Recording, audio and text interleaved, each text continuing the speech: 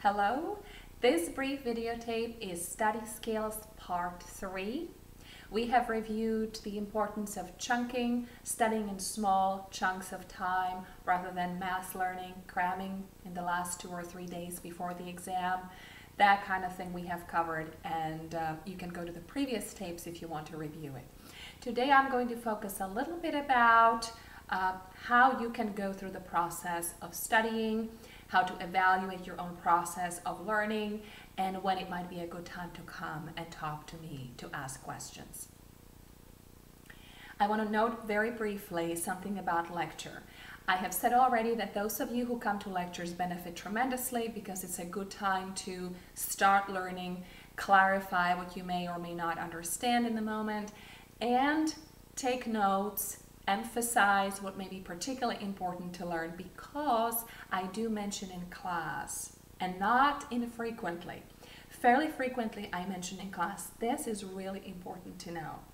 Or, you know, this kind of stuff is likely to be on the exam.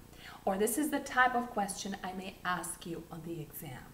And ideally you would have some kind of a marking system where you have a pencil of a different, or a pen of a different color, where you make a little asterisk or a little exclamation point, which means focus on this extra, and make sure you really understand this, because chances are this will show up on the exam.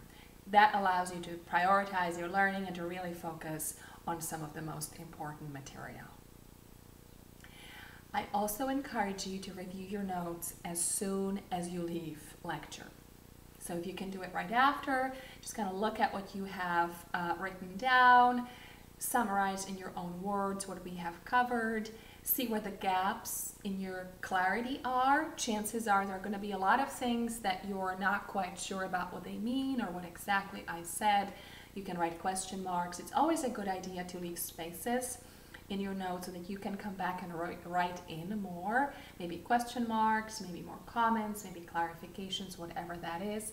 It's also not a bad practice to write on only one side and leave the other side blank, so that you have space to write on more notes and comments later when you're studying.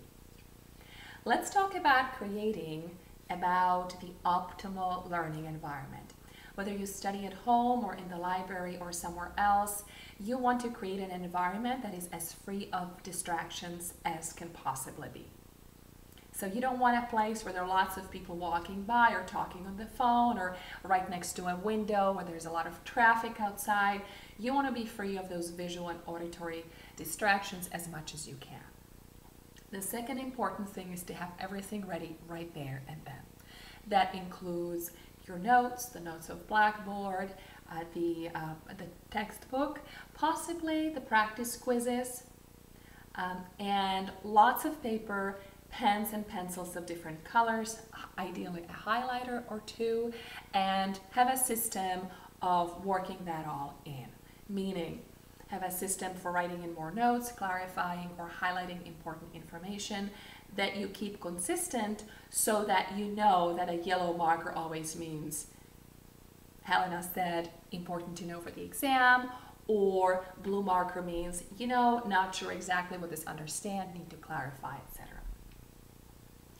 When you start reading your notes or the textbook, approach it with the intention of understanding it. It doesn't really help to just skim it, to just see what's there and then leave it. It really helps to approach it with an active learning mindset, so that you're already trying to see what's there, remember, maybe process a little bit. Not that you're going to learn everything at once, but you want to be actively thinking and processing what you're reading. Look at the headings and the titles. What keywords jump out at you?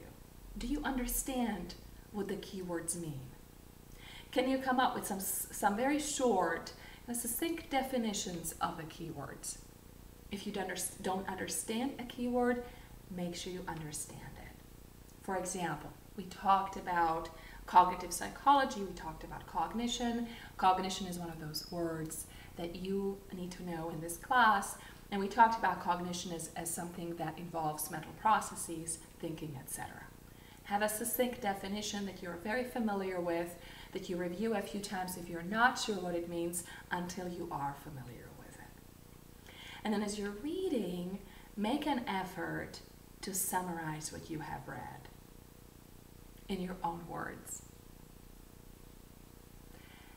It is very important to paraphrase and summarize in your own words, because that is really the process through which you're learning and understanding the material.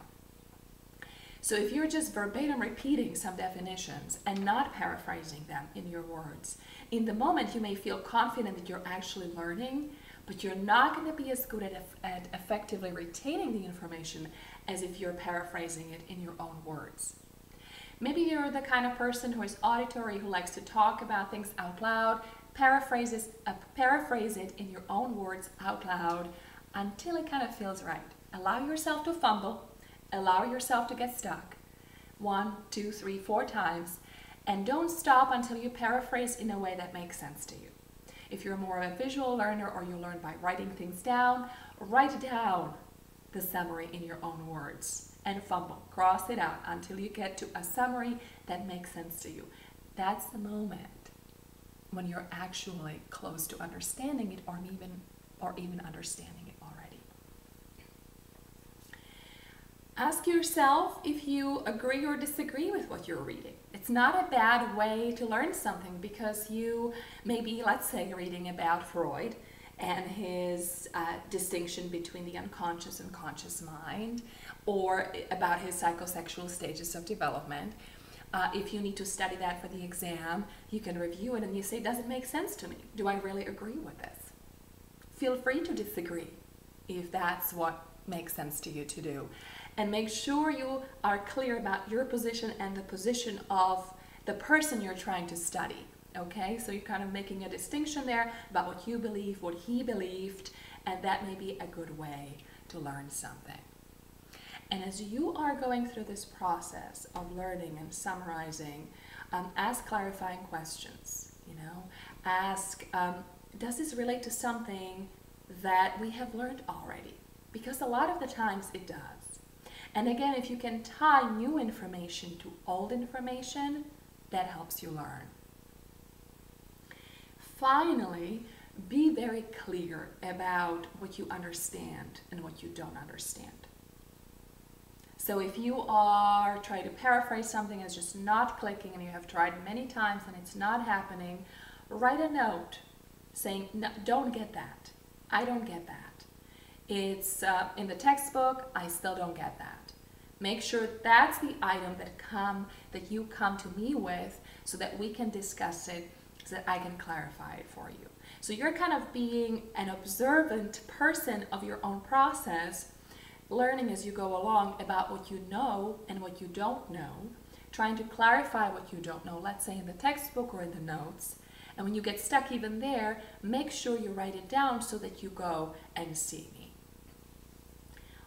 On a final note, I want to mention something about time management. Carving out time to study is very important. You are all very busy. Many of you are working part-time or even full-time, having families, juggling different responsibilities, taking multiple classes. Time management is something I'm not going to be able to talk about here, but the place that can help you a lot with time management is the academic coaches. Okay, the academic coaching program is designed to help you with a variety of things, particularly with time management.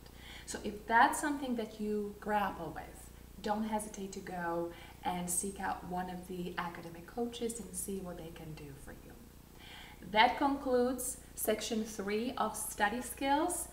We're going to be discussing some of them again in the context of the specific lectures. As you know, I'm going to have some videos coming up of just a brief snippets of lecture material, and sometimes even showing you how you can try to help yourself learn and remember. I'll see you next time.